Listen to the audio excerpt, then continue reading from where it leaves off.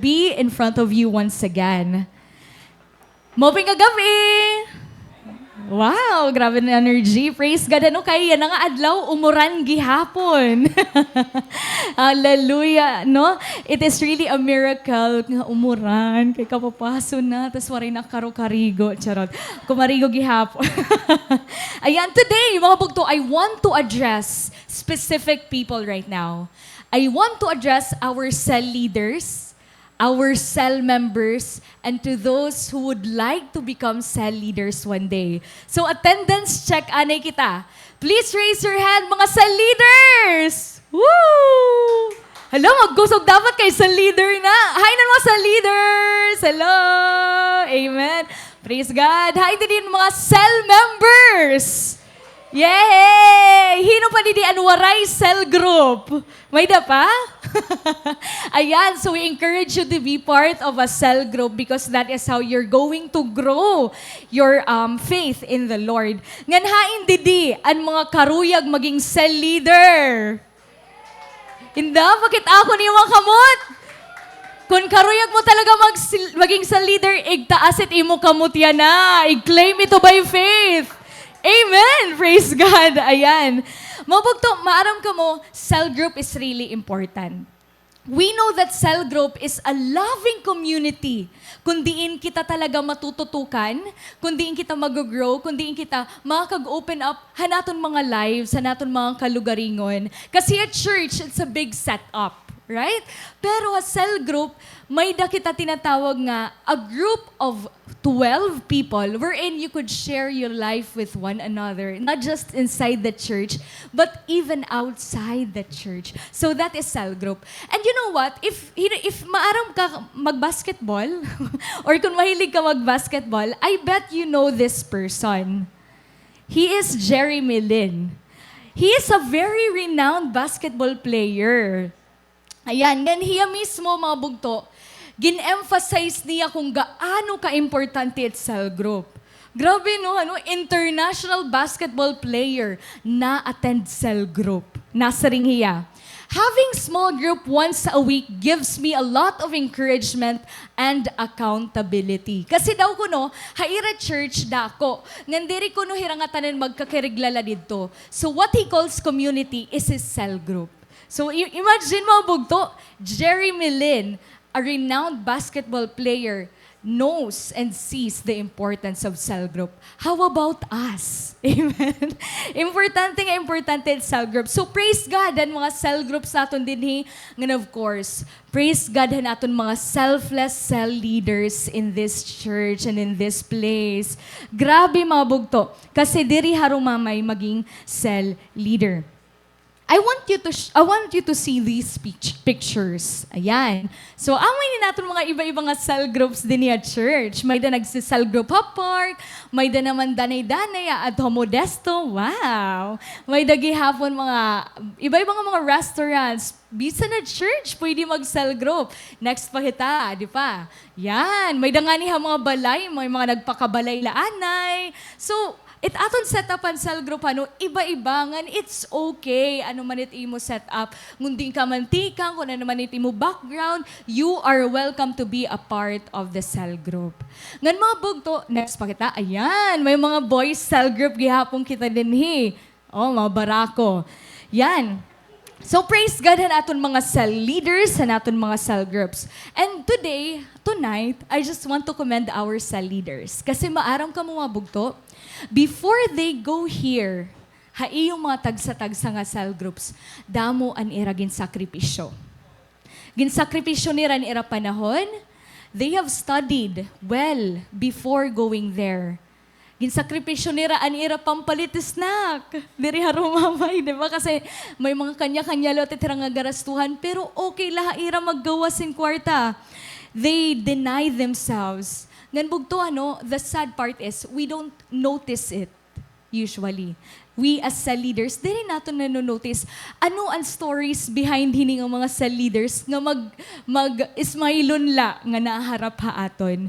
But ayan, today I want to remind you all that we must appreciate and thank our cell leaders kasi diri harumamay an ira ginihimo to serve you and to serve the Lord. So yak na ani mo sapit. Thank you. Ayan, I think there is someone here who needs this encouragement right now.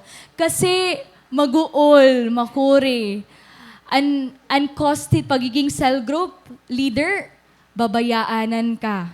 Mas masakit pa nga nito, Dani, pag-break hit uyab, diba? Babayaan kat imo cell member. Hindi kaya, diri ka aasihon. May pinagsamahan man kita. Ayan, so grabe, I salute all our cell leaders here. And if you are one of the cell members here, or if you are new in this church, I believe that this word tonight will encourage you to become a leader too in the future. Because I assure you, even though it is hard to be a cell leader, it is the most fulfilling of all. It is the most fulfilling of all. Now, we are going to talk about the life of a leader who did not just lead 12 disciples. Sige daw, firati mo yan na cell members. Firaka mo yan na hayo cell group. Ini nga ato ni istoryahan nga tao, dirila 12, ani ang kakaptan. Dirila 5. But thousands, and actually it was written in the Bible, he led 600,000 people. And that is Moses. So he Moses, mga bugto. He is one of the prophets in the Bible. And Moses was chosen by the Lord to carry out the mission of bringing out all the Israelites from the captivity in Egypt to the promised land. Ngan mabugtuhi Moses, may dahiya miraculous birth. Kasi dapat mamatay na adtuya, dapat patayon na adtuya. Pero he had a miraculous birth, naka-survive hiya, and then he became a prince. He became an Egyptian prince. Ngan gintawag hiyahan Ginoo, and iya calling, it was through the burning bush. Gintawag hiya ni Lord. And then, after that, gintawag na hiya ni Lord, he took leadership role in confronting Pharaoh. Imagine, gin-confront niya ang Pharaoh, and he guided the Israelites into the wilderness out of Egypt. I believe na hinumduman pa niyo iniano nga stories sa Bible, and I think you also are familiar with Moses. Lord hanuging gamit niya mightily Moses. Moses was the one whom God used to part the Red Sea. Imagine, it ginsurungan na part ito ang tubig. Tapos nakalakat kabot nga, God used Moses to part the Red Sea. And Moses was the one who received the 10 Commandments. So if you're just going to look into the life of Moses, you are going to see how mightily God used him. Gaano kadamo ang iya ginbuhat para kan Lord, how selfless his life is, and how surrendered his life is. Bisan as a leader han Israel. And if we're going to put that in our feet right now, bagabaga hiyahin cell leader hano mga bugto. And himo ininiya nga tanan throughout his lifetime, despite all his challenges, he became faithful to his calling as a leader. So today, we are going to focus on the last chapter of Deuteronomy. We talked so much, a lot about the life of Moses, but tonight, we are going to talk about the death, the last days of Moses before his death. And I believe that we are going to gain insight into what it takes to finish well, like Moses did. So an ating title for is Finishing Well. Ada po ito ay Deuteronomy chapter 34 verses 1 to 12. If you have your Bibles with you, let's read together. Then Moses climbed Mount Nebo from the plains of Moab to the top of Pisgah, across from Jericho. There the Lord showed him the whole land, from Gilead to Dan, all of Naphtali, the territory of Ephraim and Manasseh, all the land of Judah as far as the Mediterranean Sea, the Negev and the whole region from the valley of Jericho, the city of palms as far as Zoar, Then the Lord said to him, "This is the land I promised on oath to Abraham, Isaac, and Jacob when I said, I will give it to your descendants. I have let you see it with your eyes, but you will not cross into it." And Moses, the servant of the Lord, died there in Moab, as the Lord had said. He buried him in Moab in the valley opposite Beth Peor, but to this day no one knows where his grave is. Moses was 120 years old when he died, yet his eyes were not weak, nor his strength gone. The Israelites grieved for Moses in the plains of Moab 30 days until the time of weeping and mourning was over. Now Joshua, son of Nun, was filled with the spirit of wisdom because Moses had laid his hands on him. So the Israelites listened to him and did what the Lord had commanded Moses. Since then, no prophet has risen in Israel like Moses, whom the Lord knew face to face, who did all those signs and wonders the Lord sent him to do in Egypt, to Pharaoh and to all his officials and to his whole land. May the Lord bless the reading of his word. Kauupay natin passage for tonight, no? The account of Moses' death is in the last chapter of Deuteronomy, which is our passage tonight. So, diri lang Deuteronomy ang magtatapos yan na, kundi ang life gap ni Moses. We read the life of Moses from Exodus down to Leviticus, and then Numbers, and then Deuteronomy. And now, bugto, we're on the last part of the life of Moses. Natapos na. He finished the course of his life. And do you think nanginabuhi hi Moses hin maupay? Amen, he did. We have heard so much about how Moses lived. And as I have studied mga bugto, habang nagbasa ako han Exodus, han Leviticus, han Numbers, han Deuteronomy, mas gina-admire ko hi Moses. Grabe ang iya kinabuhi ngayon bugto. If you're just going to read those books, makikilala niyo kung gaano grabe kaupay kinabuhi ni Moses. Grabe ka testimony ang kinabuhi ni Moses.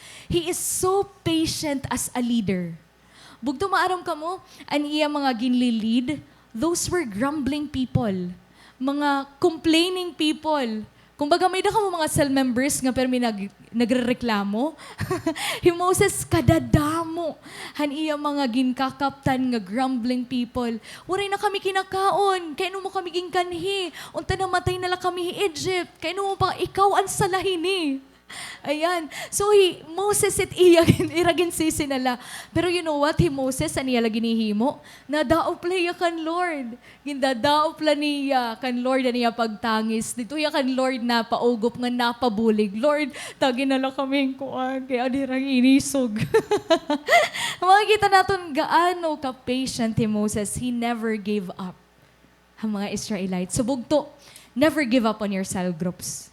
Gaano man kakuri, iti mo pinagdadaanan as cell group. Gaano man kakuri, i-handle iti mo cell members.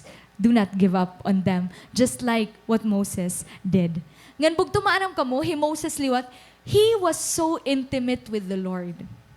If there is one Bible character that you should imitate kung gaano ka-intimate kan Lord, it could be Moses. Kasi Moses mga bugto, Moses talked with the Lord face to face. Face to face, imagine mga bugto. Kaharap niya ang Ginoo. Physical presence of the Lord. Ngan, mga bugto, it is grace. Kasi if you're going to talk face to face with the Lord, mamamatay ka because He is so holy. Pero, Lord, amazing, kay gintatakpan niya, ni Moses, just for Moses to have God face to face with him. How intimate that is. No? Then another one, bugto. It is written in Numbers that there is no one in the face of the earth more humble as Moses. Moses was called the humblest person who ever lived. Ngan kung kitaon na nato na niya kinabuhi, how he gave up his life for the mission and the fulfillment. Han plano han Ginoo. Really, he is so humble. He is so humble. And all throughout his life, he did nothing else but to follow the Lord and serve the people. And for me, that is a life well lived. Nasa ring pangani, only a life lived for God and for others is a life lived worthwhile. Ang kinabuhi la, nga kinabuhi mo para ha ibang tao, ngan para ha Ginoo, amo laan matatawag nga worthwhile nga kinabuhi. So bubugto, I encourage you to live your life in the full by serving the Lord and serving His people. It's now time, bugto, for you to live your life to the fullest. Ngandiri mo malilive it mo life to the fullest if you're going to live like normal people do. It's not a fulfilling life when you get up, you gain hundreds and thousands of money, ha imo trabaho nga maupay, pero harayo ka kan Lord. It's not a fulfilling life that you are famous, pero waray ka Ginoo.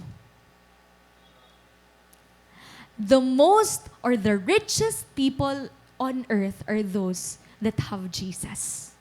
Because if you have Jesus in your life, you have everything. Amen? Kita daw imo sapit, hiya ito't pinakamayaman nga tao. Dinhi hakat balogan. Bisan late aton ginaagihan ng mga dalan, mga ruba-ruba. Ayan. And we can see this also in the life of Moses. Even han iya last days din hiya kalibutan, gimpakita niya ang life nga surrendered. Ang life nga gino-offer para ha ibang nga tao. Ngan asya ito't aton makikita ha aton passage tonight. Ha iya last days gin make sure niya nga ang mga Israelites, they will be able to go to the promised land even if he won't. Again, mga bugto, in his last days, Moses assured that the Israelites, the people who grumbled and complained to him, would be able to go to the promised land, even if he won't. How selfless that is. In the same way tonight, marireflect natin on what we must do. Yan na, ha aton mga cell groups, aton mga cell members, sa aton mga kalugaringon, to make sure nga magkukontinue ang work han Ginoo, anuman ang mangyari. So let's go to our passage. Moses, sumakahiyaw na Mount Nebo. Imagine mga bugto, this is the last journey of Moses. Gimpasakahiyahan Ginoo, hausa nga mountain. And on that mountain, it is called Nebo kasi it is translated as ridge. Meaning, ato yan pinakatuktok, hanusa nga ridge. Di ba? Kung naalali niyo ang Hacksaw Ridge nga movie, parang igbaw ito hiya nga lugar. So, he was brought there by the Lord. Imagine mga bugto, kung nahain Moses. He was at the top point of a ridge. Ngantid to mga bugto, an iya actual view is this. The Lord showed him the whole land. Gimpakita ni Lord ang Gilead to Dan, Naphtali, territory of Ephraim, and other territories nga gimpromise han Ginoo ha Israelites. Gimpakita ito ni Lord ha iya. Let's see kung hain ito nga Mount Nebo para mas makitaan naton. So this is the Mount Nebo. Ginbutangan nira didtohin parang monument nga sugad hini para pag may mga makadunga tourists makikitaan nera. So this is Mount Nebo. Kumbaga, asya nin top tapos amo iton view nga nakikitaan ni Moses. Saring ni Lord, nasaring ni Lord mga bugto. Amo ini ang land nga yung promise ko kan Isaac, kan Jacob, kan Joseph. Pati ha mga Israelites. Imagine mga bugto, kung ano na-feel hadto ni Moses. I think he would be thrilled to see kung ano ang gin-promise ni Lord haiya, haira, ha-Israelites. So this was the vision of Moses at this moment. As followers of Christ, just like Moses, the Lord is giving us vision. Nga naamoy nit aton dapat may ada, mga bugto. Leading us to our first point. We have to capture the vision.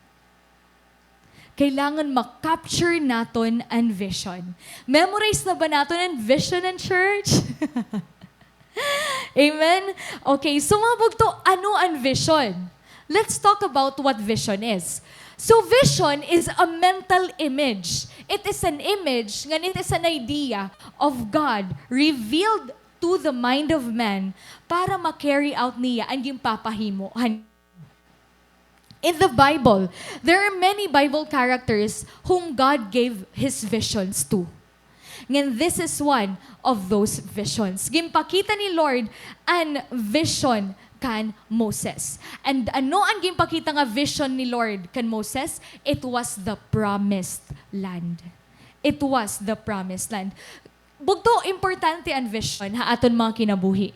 Importante ang vision ha aton spiritual life, ha aton cell groups, hininga church, ha aton as followers of Christ. It is really important kasi vision is the fuel nga nagpropel ha mga leaders para ma-shape ang destiny han nations. Ngan sugad man, han aton cell group. If you have a vision for your cell group, then you're going to run after it. If we have a vision in this church, we're going to go after it. So importante nga may vision, nga maaram kita han aton vision.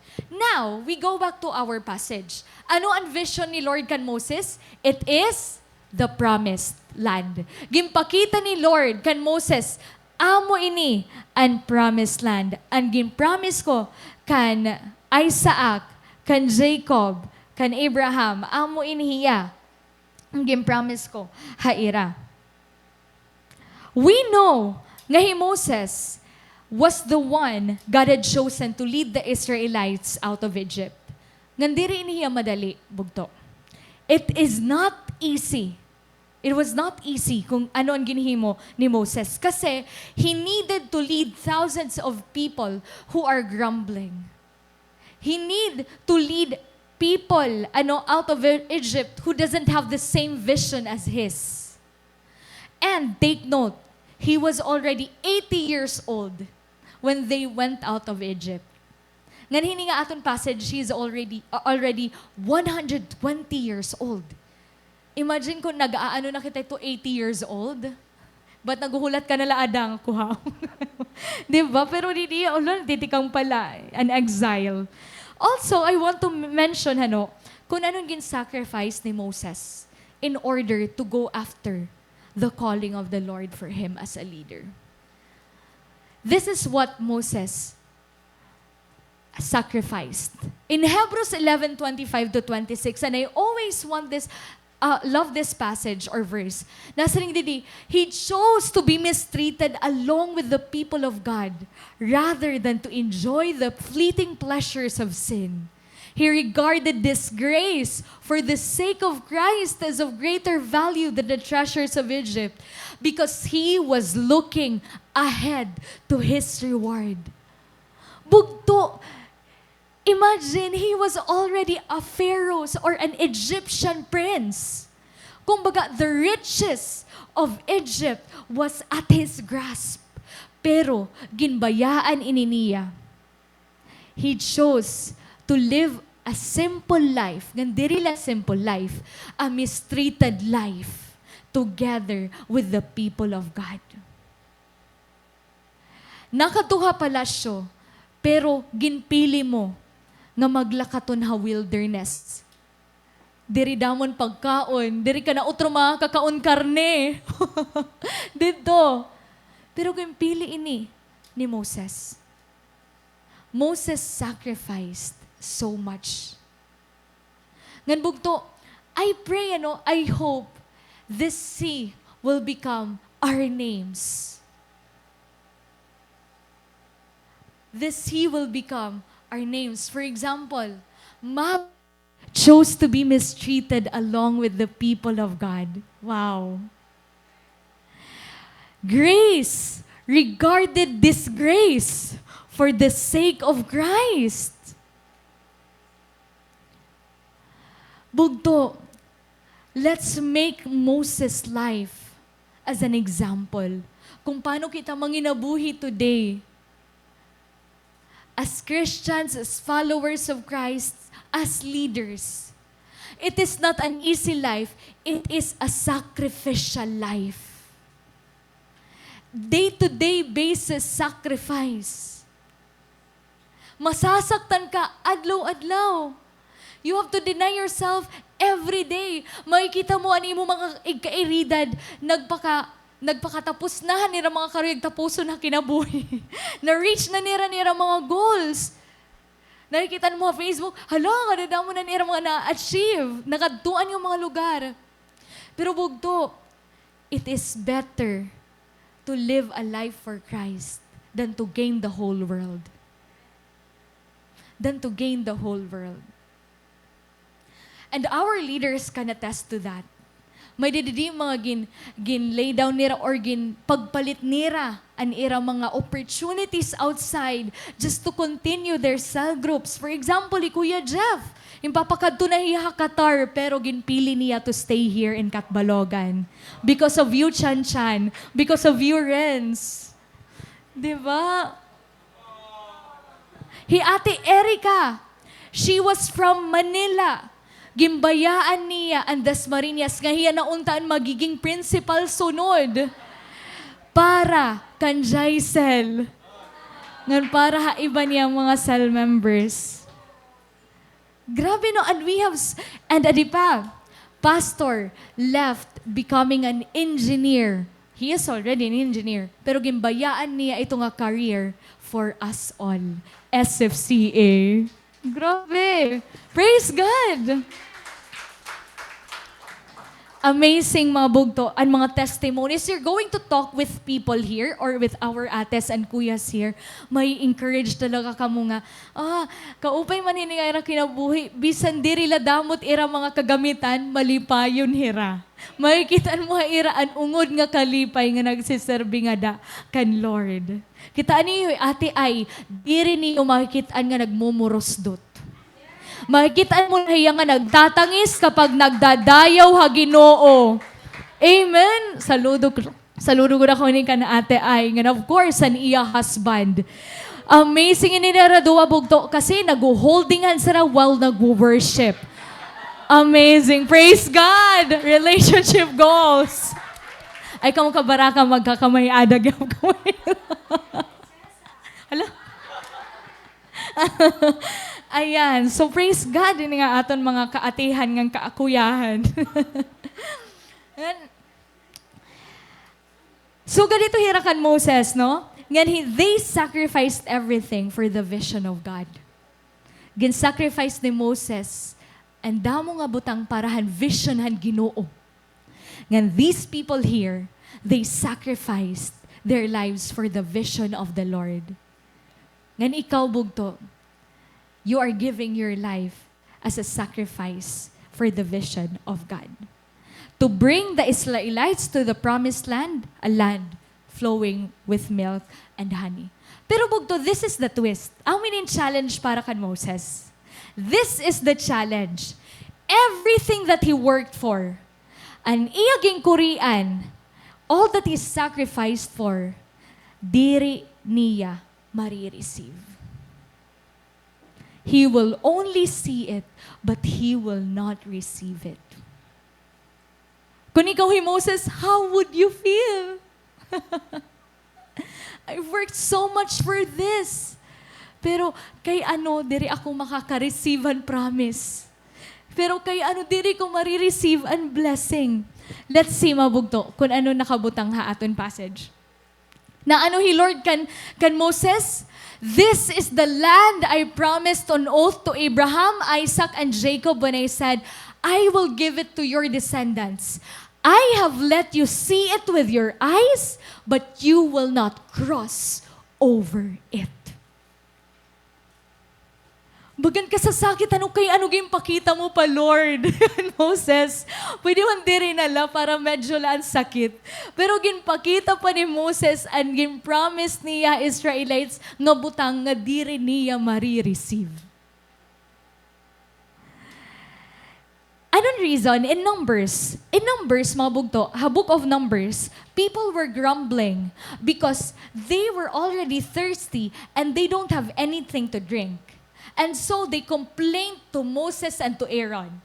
And ini Moses nga ni Aaron, of course, because they are such wonderful leaders, wala hira magpinakiaway dito ang mga Israelites. They went to the Lord, ngan gindara nira itong complaint nga dakan Lord. Lord, asya ini, anya kanan mga kuan Israelites. Nasingi Lord, sige, what you're gonna do is you're going to get your staff, tapos sa nimo himuon, you're going to talk to the rock. Maikiistorya ka harak in front of the people of Israelites and water will come out from it. Pero anong nangyari?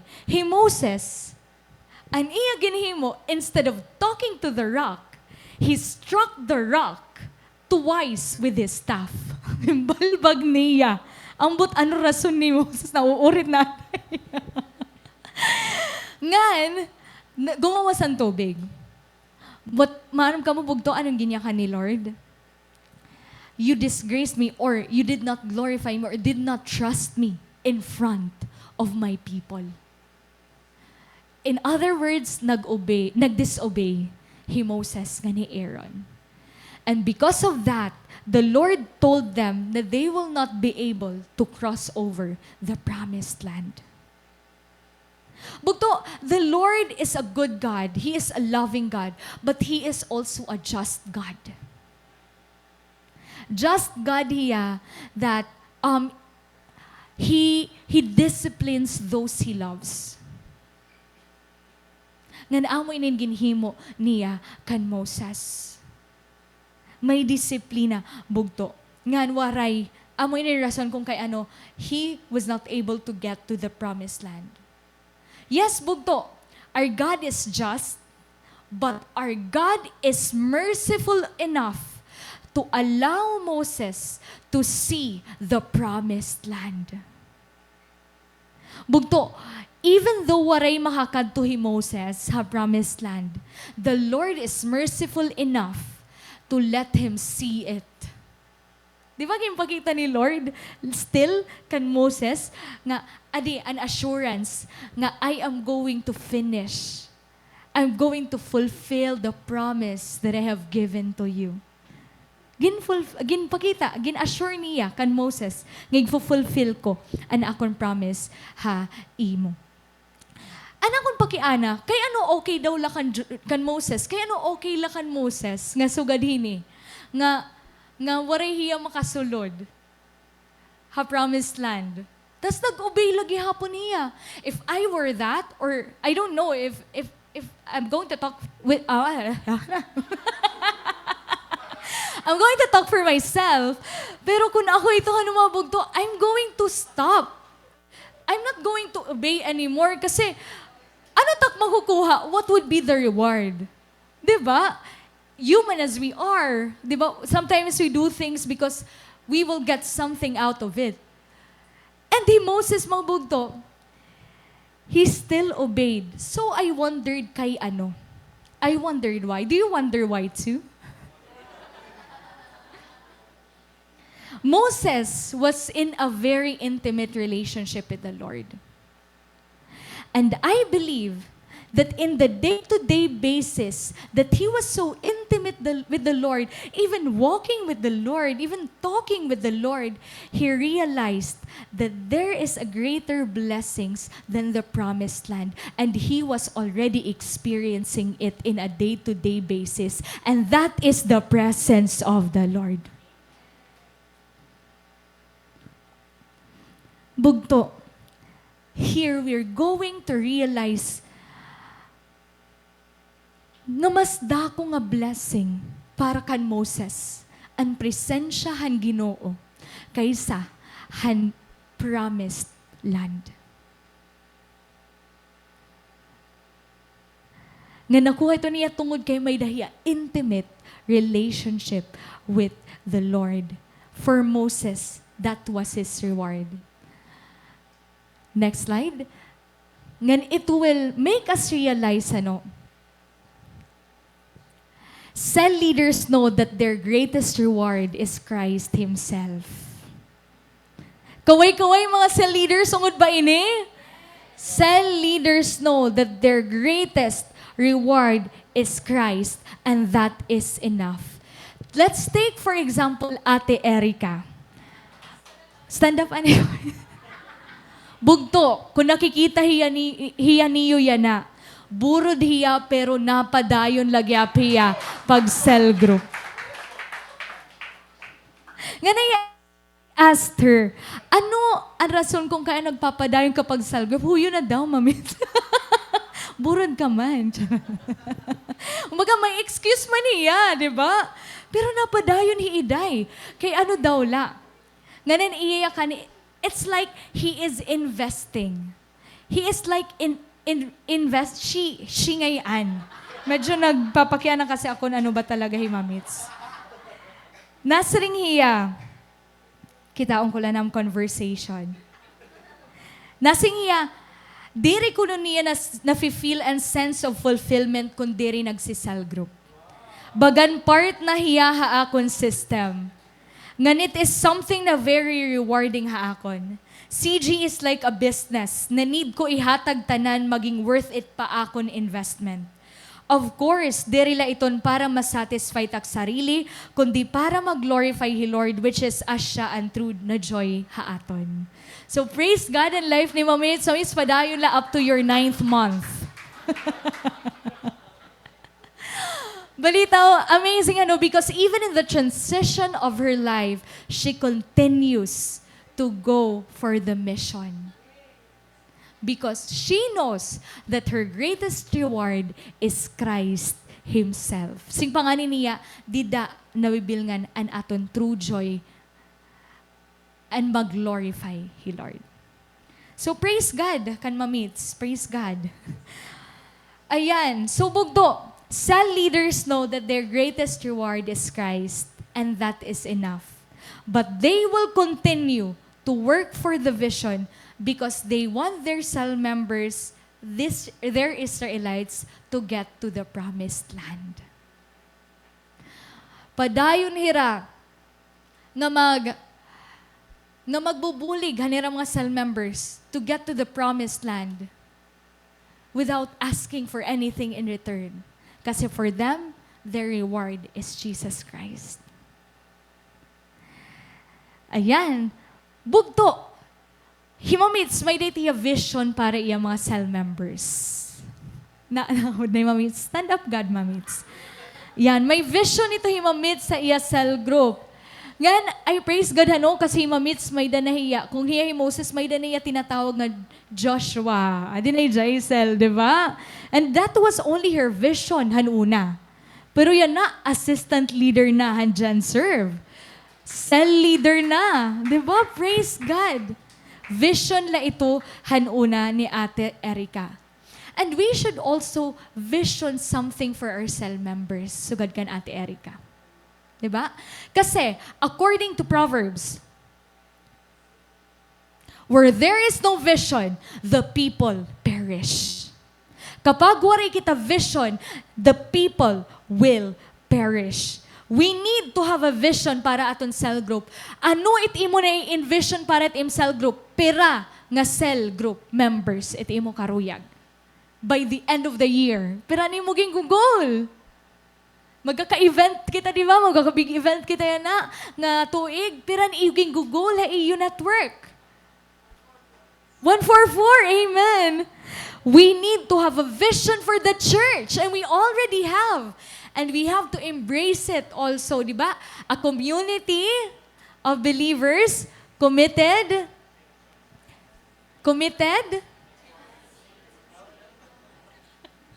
Ayan, by transforming millions of lives. And these visions, mga bugto, they are aligned to the vision of God to reach humanity. Vision inihan Ginoo, mga bugto, nan amoy nin aton one of our greatest joys to be part of the fulfillment of the vision of the Lord. Again, this is one of our greatest joys to be part of the fulfillment of the vision of the Lord. Mga bugto, an imo ginbubuligan nga ma-fulfill nga vision, it is not a small vision, but it is the vision of the Lord for the whole world. So do not think nga ni imo gimbubuhat yan na it is insignificant. No, it is very significant to fulfill the big plans of the Lord for the whole humanity. The small thing that you're doing, it is big in the eyes of the Lord. It 100, kunwari piso, magiging 100, diri. So ganito, hininga church, kaya natin ma-fulfill kapag magkaurusa kita. Nasa yung panganin amon meeting during Monday? Oo, Monday. Kailangan may cooperation kada usa. Kailangan may unity and whole church para ma-achieve ang conquest. Yan. What is your vision for your cell group? May vision ka na ba? What is your vision in your life? Sige daw, it's a mental image. A vision is a mental image. What do you see para imo cell group? What do you see para haimo spiritual life? Nga atipatit iya na vision. One day, I'm gonna speak there in front of people and preach the word of God. Amen? Visions, bugto.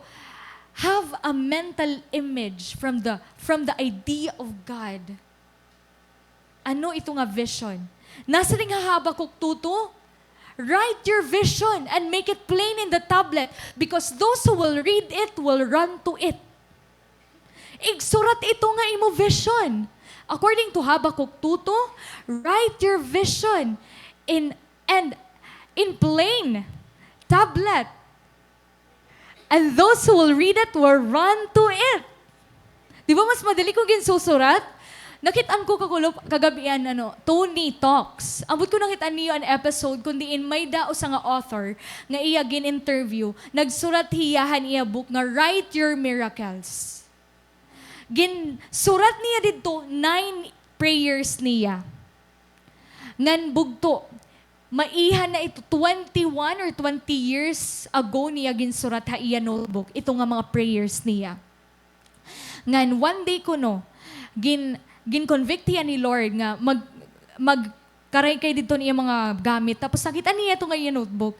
So kita niya mga prayers after 21 years. Na-amazed niya, she was shaking because all her prayers were answered by the Lord, all 9 of them. Bugto, there is power when you write your vision. Write it down. Journal it. Journal it. Ma-amaze ka nila. Hala. Natupad na. Haamon cell group mga bugto, anamon ginihimo una, may na kami, ginsusulat namon kung ano ang amon na vision para amon mga kalugaringon. Nga naalala ko Ate Karen, ginsurat niya dito, worship leader. And bugto, she is now a worship leader. Praise God mga bugto, it's all glory to the Lord. Vision. Have a vision for yourself. Have a vision for your cell group. Write it. Make it plain on tablets. Ngayon bugto, ano yung nangyari? After the Lord assured Moses and fulfillment and iya promises by letting him see the land of promise, adi ang nangyari. Moses, the servant of the Lord, died in Moab. Namatay si Moses. He died ngan bugto. The only one nga ginbury ni Lord that is written in the Bible is Moses. Hino ang nagbury kan Moses? The Lord Himself buried him in Moab. What an intimate relationship they have. Moses was 120 years old when he died, pero his eyes were not weak, nor his strength gone.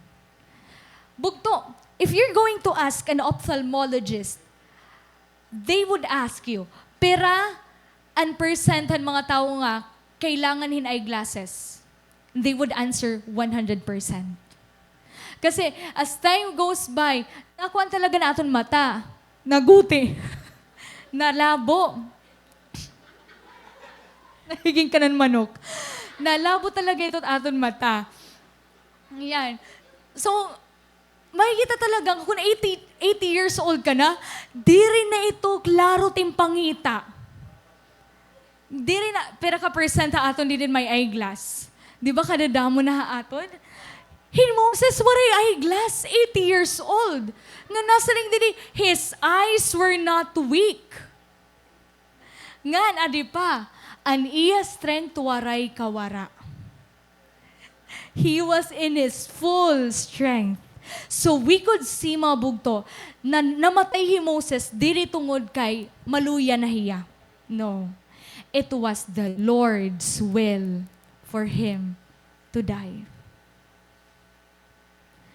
Lord, ayan. So mga bugto, we are going to see here that we are not going to always stay at one season in our life. Sugad kan Moses, namatay hiya. Kita giya. There are many transitions that we have to go through. And if God permits, like Moses, we don't know the time or hour of our death. When Moses died, adian amazing. Namatay si Moses nga may peace sa iya kasing-kasing, nga fulfilled niya kasi natapos niya ang iya mission. And he was able to train someone who will continue the work of the Lord. Kasi, adi ang ginhimo ni Moses.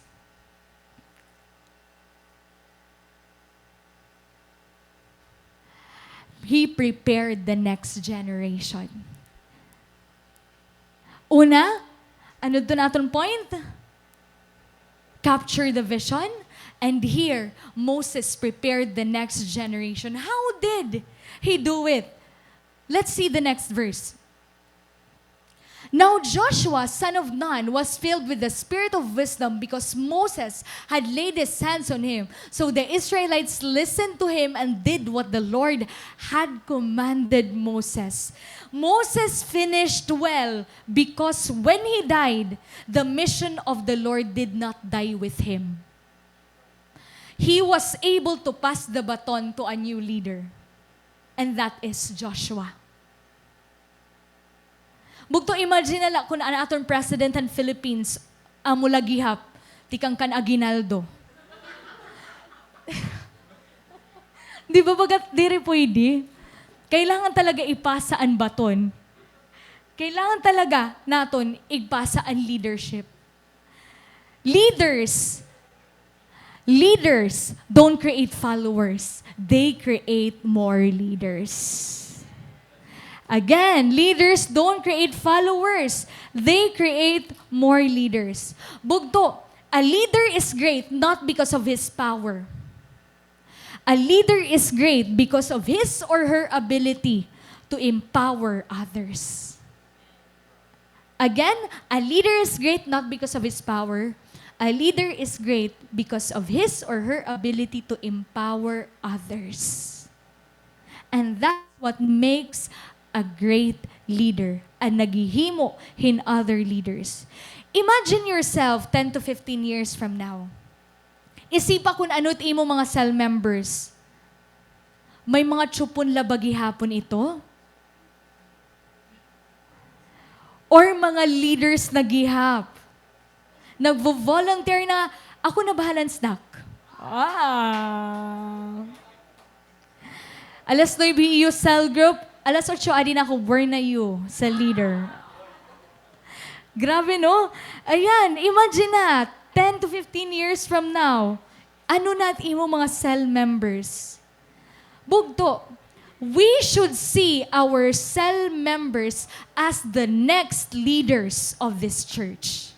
As the next leaders of the future generation. I believe what Jose Rizal said, ang kabataan, ang pag-asa ng bayan. Diri forever ma-eskwela kita SSU.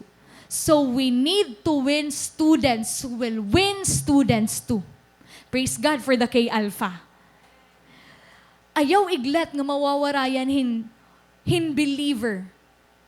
Hausa nga college. Kasi hinon mag-share hairahan word of the Lord. No? Imagine no? So yan, we need to give our cell members the best now. So what is the best? According to John Maxwell, this is the best that we should give our cell members. Believe in them. Tapos believe that they can do it. Ikaw mismo, dapat you have to believe in them. You know what? A person can do something or is able to achieve something if there is even one person who believes in them. Bisan usa lang nga tao, and the cell leader should be that person. Tuod nga kakayanon niya mag-lead. Tuod nga kakayanon niya mag-share ang word. Encourage them. I-encourage nila. Din at church, we have that kind of parang culture of encouragement. No? Iti mo mababatian mga tao paligid. Puro sa encouragement. Kaya mo ito. Di ka daw mabati adahin tao nga, diri kay suwad ka ito. Asya nala ito hiya. Di ba? Di at church, di ka tumabati. So kung kinahanglan mo, kung karig mo ma-encourage pa ka di at church, paki-istorya iti mga kabugtuan nga dakan, Lord, ma-encourage ka. Ngan share with them. Ayan. Pag-share haira kung anoan may daka. In Acts, no, mabugto, one of the things that they are doing there is that they share what they have. Even their money, even their possessions, even their food, even their property. They share it with one another. So bugto, ayaw ka alang, i-share, hay mo mga cell members kung ano it may ada ka. Nahuramihin laptop, go! Kung naaruhiyain mo say, go! Pero dani hanu diri ito era nagyayakan, naawo dito era nga magyayakan, uri ako para sa hiyan na, tagi daw. Di ba? So ikaw liwat, bagahin, if-feel mo iya, alwar, nira para sa hi. Uy, adin, sandan tan ikaw Gcash. Wow! Ayan, and trust them. Trust them. Tapuri hira. Han mga butang. O sige, Ate Ayla, ikaw yanaan maglilidhan worship ha aton cell group.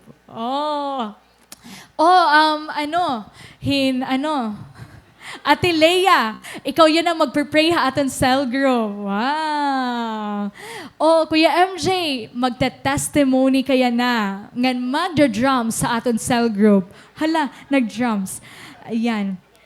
So according ni kan John Maxwell, and this is kuno the secret to develop the leaders around you.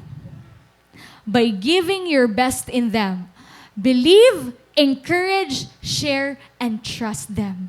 And you will be rest assured nga magiging leader ito hiya. Amen? In the Bible, leaders make sure that they will be able to raise up leaders. Hino natin mga examples. Si Elijah nga ni Elisha. No? Elijah nga ni Elisha. When Elijah is taken up to heaven, Elisha took his mantle and continued the work. Ngan maaram ka mo, Elisha performed twice as many miracles as his predecessors. Bugto, the real joy or the real reward ito sa nga sa leader, it mas maging dati pa itiya member kay sa iya. Diri ito maaawaan sa leader. Instead, mapraproud pa ito ni iya sa leader. For example, Ate Aika, di ba? Ginlilid ni Telea. Tapos si Telea, nakagkuan winhan bugos nga institution of the hospital. Of the hospital. Nakagwinhiyaan bugos nga hospital. Mga nurses dito, no? Ay, engineer nga natin. Diri kay pagkato ni Iya, di ba? May day again bisita, tapos nakagwin yan souls. It is a reward for the cell leader nga mas maging better pa kaysa iya at iya member. No? Ngan another example is Paul. Paul urged Timothy, nasa ring hiya, what you have heard from me entrust to faithful men who will be able to teach others also. Imagine mga bugto, kung waray maka-grace up hin mga leaders and first church or an early church han una, where would we be? Ngan imagine na labugto, if Christians will not raise up leaders now, who will speak about Jesus 20 years from now? There was one time in the Old Testament when the people of Israel lost or misplaced the Word of God. Literally. May time nga nawara nira ang Word of God. Ngan, there were many times in Judges where the Israelites worshipped idols because they failed to raise up godly leaders. Imagine mga bugto, the destruction it causes kung waray kita makagrace up in leaders for the next generation. Paano nala ang masunod, no? Moses' legacy was not what he did for himself. Moses' legacy was what he did for the next generation. And bugto, we are part of the legacy of Moses. We are Moses' legacy. And you know what? Na-amaze lang ako kan Moses, no? Kasi unlike other great leaders in the history, gini-erect nila ito nila mga monuments, mga memorials to themselves nga ma-remember hirahan tao. Diba? Moses' death, however, or in the other hand, was simple and without a monument. Now, diri nga niya kita maaram kung haing an iya body. It was written here in the Bible, what diri maaram up to this day kung hain ang body ni Moses. Moses kasi was not concerned that people remember him, but that they remember the Lord. Again, Moses was not concerned that the people would remember him, but that they remember the Lord. Wow. Grabe, Moses. Same is true with us, mga bugto. Your legacy as a cell leader is not what you achieve for yourself. Your legacy is what you are doing for the next generation. An imo legacy, an imo ginbubuhat para ha mga masunod nga generation. Let's talk about tombstone. Tombstone. Ayan. Sige. At Amerika mabugto, itira mga tombstone, kumbaga lapida. Itira lapida, it is very different. Kasi, diri lang nira bubutangan ira ngaran, tas ang date han ira, birth date, pati ira date of death. Diri la. Ang ira ginihimo, gimbubutangan nira yung dedication or parang text that will signify their legacy when they lived. So, here are some of the examples of the tombstone nga nakitaan ko. Raised 4 beautiful daughters with only 1 bathroom and still there was love. Awan niya nakasulat dito niya tombstone. Another, B.P. Roberts, I told you I was sick. Dira-dira na tuon nga, may sakit iya. Another, may dagihapon. Ang gimbutang nira tombstone, ang recipehan ira mama. Kasi kumbaga amo dun legacy ni ira mama. Ngayon, another one, ay asyalad to. Ayan. Okay, so mabugto, those are just some of the examples of the tombstone. Now, if I'm going to ask you, what will your dedication be if your tombstone will be put?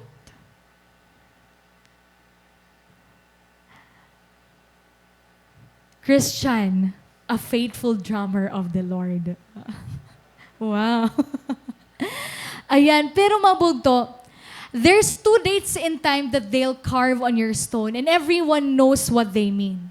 But what is more important is the time that is known in that little dash in between. Because this is the day you were born, this is the day you'll die, but this dash signifies the days you have lived. This is you right now. And I'm gonna ask you, what are you doing in your life right now that affects the next generation. Ano na atong gibubuhat yan na nga maka-apekto ha next generation?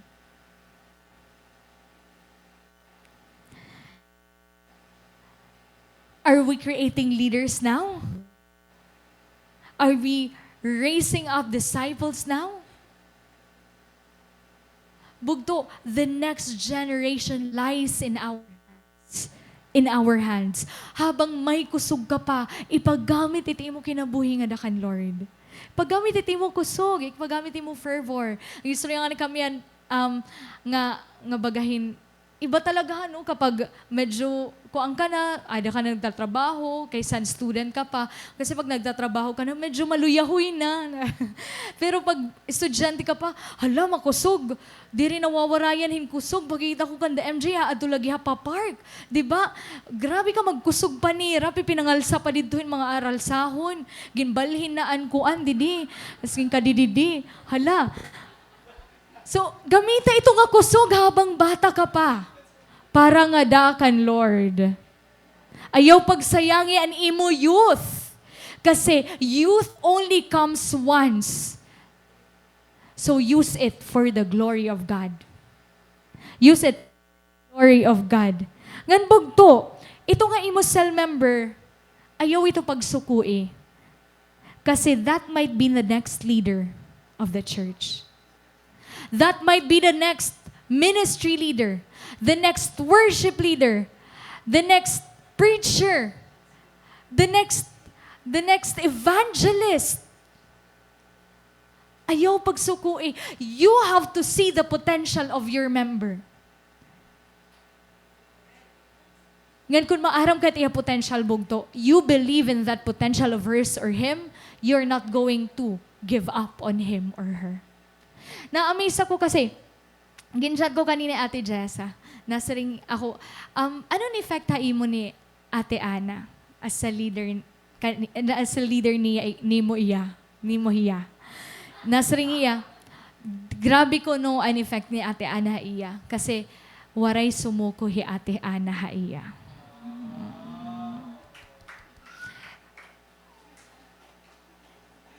Bugto, the person you are sitting next with is the next generation leader.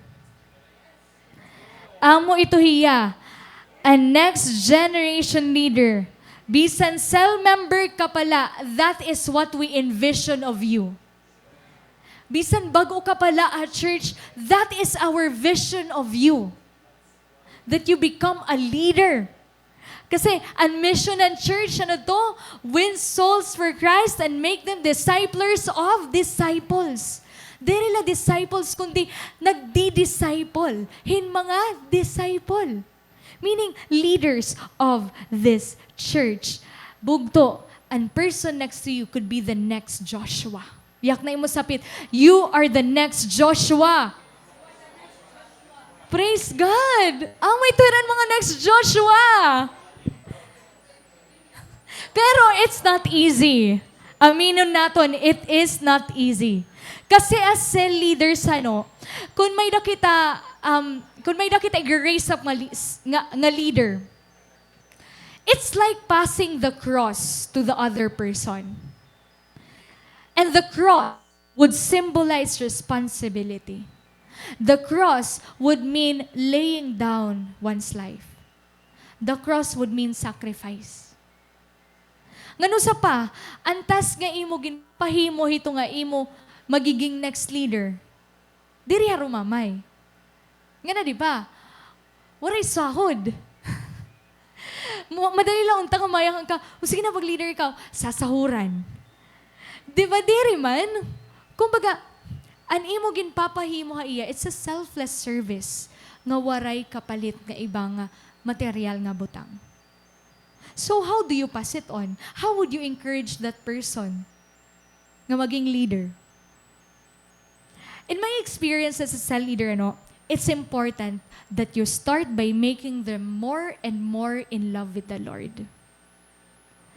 Kasi an era pag-desire to serve God, to become a leader in the future would just become an outflow of their love for the Lord. So bugto, ang aton task na is to make them more and more in love with the Lord.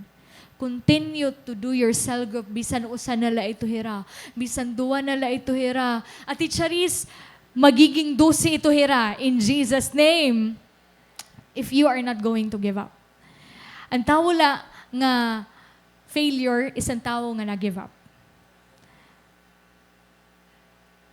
Ang mga tao nga mga successful, if you're going to see Bill Gates, if you're going to see the owner of KFC, they are the people who once failed. Who failed many times, but never gave up. But never gave up. Now, we see, ano ang nangyari, no? Next. Ay, diri pa. Hala, back na lang ngayon. Babasahin ko na laan last nga verses. Since then, no prophet has risen in Israel like Moses. Amoy nakasulat sa verse 10 ngan 11. Since then kuno, waray iba nga prophet nga nag-rise up ha Israel sugad kan Moses. Whom the Lord knew face to face. Who did all those signs and wonders the Lord sent him to do in Egypt, to Pharaoh and to all his officials and to his whole land. For no one has ever shown the mighty power or performed the awesome deeds that Moses did in the sight of Israel. Bugto, gin-commend he Moses, verse 10 and 11. Waray pa kuno iba nga prophet nga nag-rise up pa Israel nga sugad kan Moses.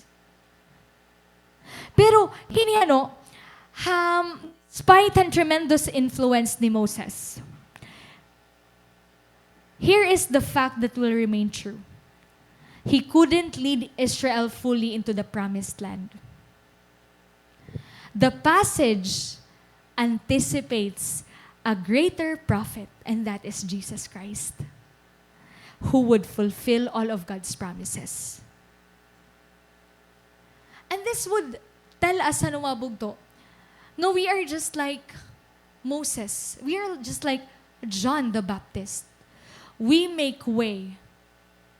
We obey the Lord. Pero the Lord is the one who finishes what we cannot. Bugto, share la ikaw. Pagpadayon la ikaw, pag-meet haira, haimo cell group.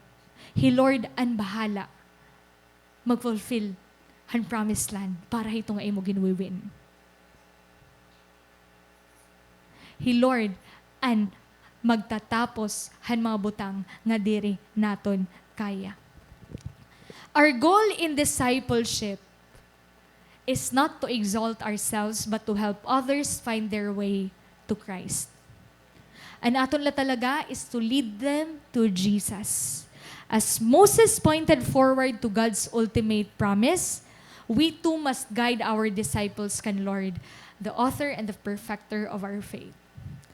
An aton mission is to ensure that those we mentor, that those we lead are rooted in Christ. So our role as cell leaders, our roles as cell leaders will remain to point people to Christ, the greater promise. Amo ini an aton role. Ngambog to, I know someone who is faithful in pointing people to Christ. And that is one of our cell leaders here in the church, Ate Ana. Na-amaze lang ko ka na Ate Ana mabugto of her testimony. Kasi every time mapapasan kami ito, mga pictures and cell group, hala ka dadamay ito ginsasan ni Ate Ana, may cell group nira, may kanan cell group han beshies, may cell group niya, tag-usa-usa niya nga members. Hala Ate Ana, nakaturog ka pa? Ngan, take note, nagtratrabaho ito hiya. May trabaho ito yung full-time. Pero she does not neglect her work for the Lord. Nagkukontinue hiya pag-win han souls. Ngan imagine bugto, may the time nga nagkawawaraan niya mga cell members. Pero waray, sing panganin ni Ate Jessa, waray ni Ate Ana sukuy ang iyang mga members. And look at them now. Hiraan nagpupunuhan church. They are so solid nga. Pagkikita na, hala, nangarigo na naman hira. They're so solid nga. Hala, alas 12 na, nagsasal group pala hira. Grabe! Alas 12 kaagahon, imagine, nagsisal group hira. And take note, this was during the hardest moments of Ate Ana's life. I asked for permission from Ate Ana to show these pictures, no? Kasi this is very inspiring para haaton. She as cell leader, makikita naton haiya nga waray makapugong haiya para magpadayon paglidhan mga souls nga dakan Lord. Nga every opportunity counts. Nga waray erong excuse sa pagdating hapag lead han mga souls nga dakan Lord. Bugto, nagsisel group hi Ate Ana while her mom was bedridden. Let's look at these pictures kung gaano la ka-amazing nga nira pag cell group. Mga bugto, her mom was at the side and they were there on the floor doing their cell group. If ibalad to hanong mga bugto, may kanlaan nga ayaw laan kita pag cell group kasi may dako di trabahoon. Instead bugto, gin-unite, gin-combine niya ang pag-ataman han niya mama, ngan pag-ataman han mga kalag. Wow. Bugto, adi pa, kita ala niyo nag-uurugyag pahira, may pakuan pa, nagkikita na lahi tita, na-encourage na lahi tita. Hala, may nahira dito pa uyag, energizer. Nag-energizer, hira mga bugto. Nangangaon hira. Next pictures, makikita mo kan Ate Ana, ano? Next picture, nakikita mo kan Ate Ana, malipayon hiya. Waray mag-falter an iya faith. Waray mag-falter an iya desire to win souls, to lead disciples, to even when she was experiencing the hardest moments of her life. And bugto, I could say that this is really a testimony. Kasi Ate Ana, her mom died. Pero bugto, I saw her how a Christian should respond. Makikita mo kan Ate Ana, she still went to church and praised the Lord even in the midst. Nakaka-amaze na mabugto. Her life is a lesson for us. Nga waray rason para diri magpadayon. Waray rason para diri himuon ay gimpapabuhatan Ginoo.